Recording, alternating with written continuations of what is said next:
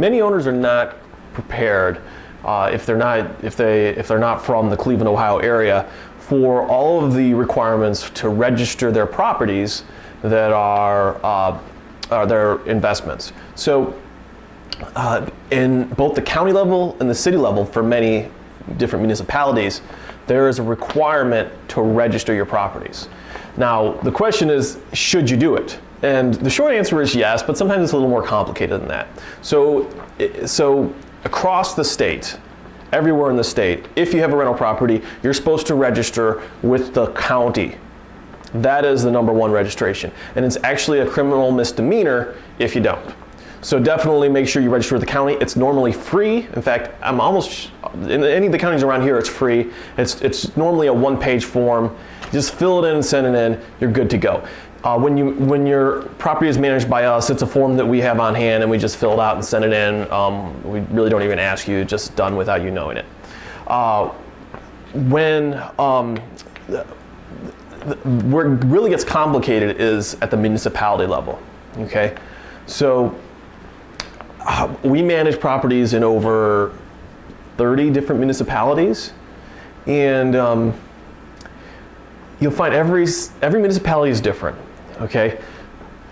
Approximately half of those require registration.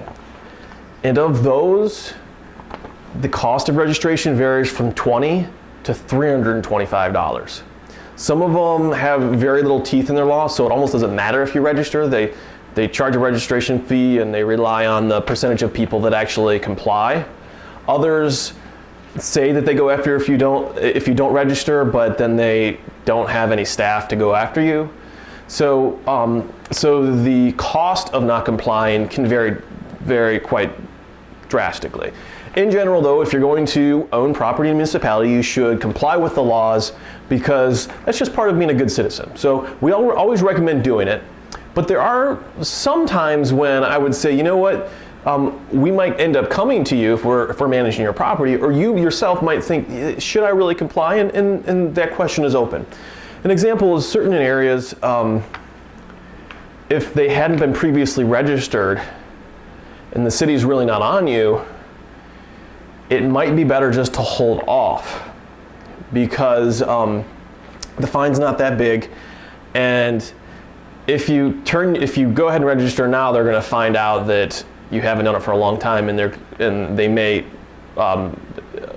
levy potential punitive fines on you.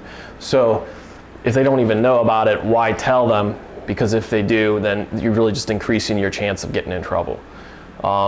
It's not going to be any more trouble than if they find out and you didn't tell them. So if you're already not complying, sometimes it makes sense not to comply. You figure it's the same either way, or you might actually come through it better than turning yourself in, essentially, by registering when it wasn't registered. So that's one example of when you may not register.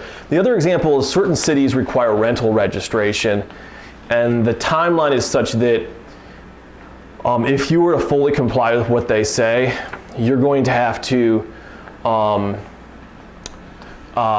hold off renting a property. So, if your rent is $1,000, or let's say $900, and it's a 30-day month, the daily cost of not renting a house is $30.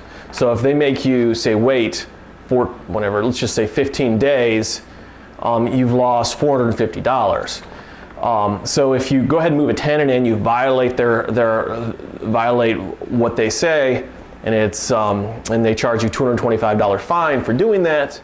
Well, you're still ahead $225 because you saved that in lost rent, the $450 in lost rent. So that would be an example of when, you know what, just go ahead and move forward.